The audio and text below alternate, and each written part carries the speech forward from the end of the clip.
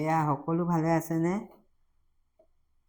আজি দুপৰীয়া সাজৰ কাৰণে নৰসিংহ পাতৰ জোল বনাম মাগুৰ মাছ দি। মাগুৰ মাছ পাবলৈকে নাই, বজাৰৰ মাগুৰ মাছ খাবলৈও মন নাযায়। মানুহ এজনে দিছিলে।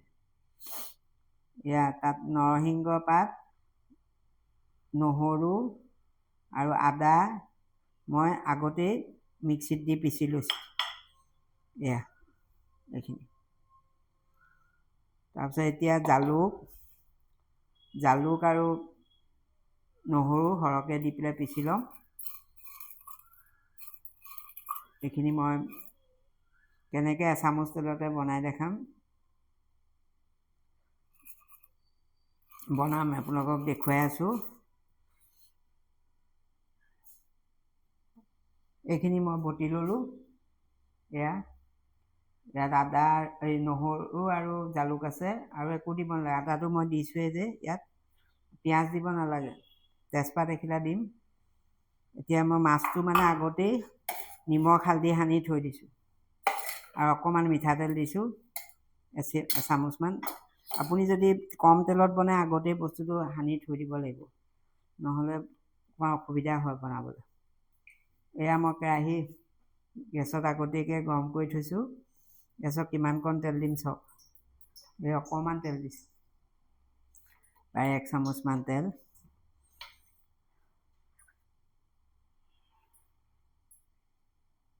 নৰসিংহ পাত আগতেই বটি থৈছোঁ, আপোনালোকক সেইকাৰণে এতিয়া দেখাই দিছোঁ আৰু। কাৰেণ্টে নাথাকে। এতিয়া মই মাছকেইডোখৰ পাঁচফোৰণ অকণমান দিম তেলত। অকণমান দিছোঁ, বেছি নহয় এইকণ। আধা চামুচমান দি মাছকেইডোখৰ দি দিম। জাই নেপেলাব পাঁচফোৰণকেইটা, গোন্ধটো ধুনীয়া নোলায়। এনেকৈ দি দিলোঁ। মাগুৰ মাছখিনিৰ ওপৰতে মই এয়া নহৰু আৰু দি দিম, জালুক। চব একেলগতে হৈ যাব আৰু। নহৰু আৰু জালুকো ভাজ খাব, এইফালে মাছো ভাজ খাব এইখিনি তেলতে।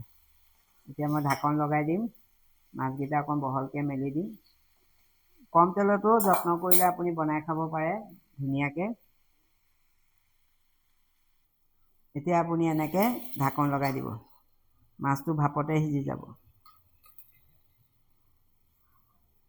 এই তেজপাতখিলাও মই ইয়াতে দিয়ে দিছোঁ একেবাৰে। জুইটো কমাই থ'ব, তেতিয়া লাগি নধৰে।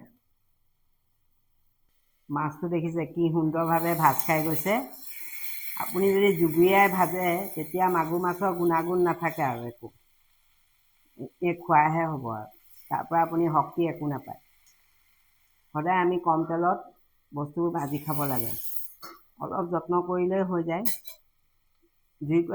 গেছৰ জুইটো কমাই থ'ব, আৰু আগতে আপুনি নিমখ হালধি অকণমান মিঠাতেল দি মেৰিনেট কৰি থৈ দিব, তেতিয়া ধুনীয়াকৈ ভাজ খায়। অকণো কেৰাহীখনত নলগাকৈ সুন্দৰভাৱে ভাজ খাই গৈছে চব। এতিয়া নহৰু আৰু জালুকৰ ধুনীয়া গোন্ধ এটা ওলাইছে। আৰু অকণমান মই মাছটো হেৰি কৰি লৈছোঁ। মাছ ভজা হৈ গৈছে। এতিয়া মই ইয়াতে এই নৰসিংহ পাতখিনি আছে নহয়, তাতে অকণমান হালধি দি দিম, অকণমান দিম। এই কলা শাকৰ তৰকাৰীবোৰত হালধি বেছিকৈ দিলে ভাল নালাগে খাই।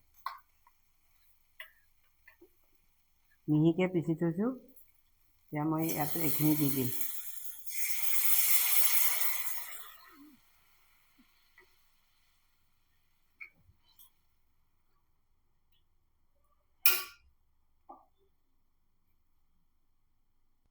অলপ গৰম পানী দি দিওঁ।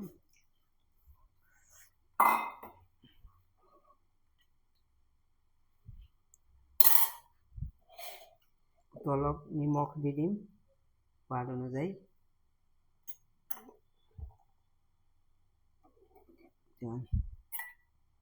কিমান সুন্দৰভাৱে কম তেলতে কিছুমান বস্তু মাছো বনাব পাৰি, আপুনি খাই চাবচোন।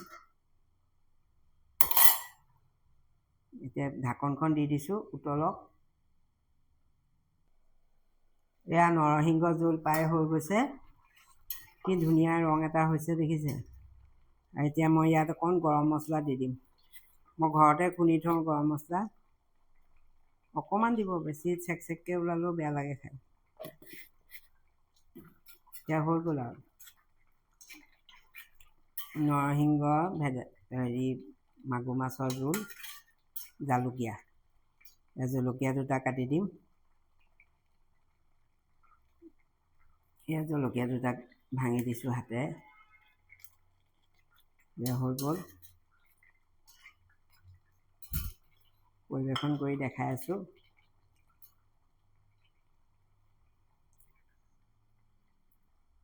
এতিয়া মই গেছটো অফ কৰি দিছোঁ। গেছত কি ধুনীয়া হৈছে। নৰসিংহৰ তৰকাৰীকণ আকৌ অকণমান ডাঠ হ'লেহে ভাল লাগে খাই পেলাই।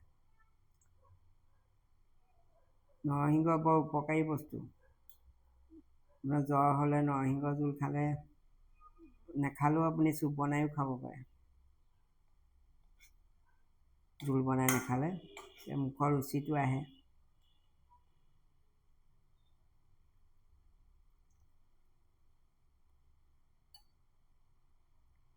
এয়া চব নৰসিংহ আৰু ভেদাইলতা, নৰসিংহ আৰু মাছেৰে সৈতে, মাগুৰ মাছৰ সৈতে জোল হৈ গ'ল।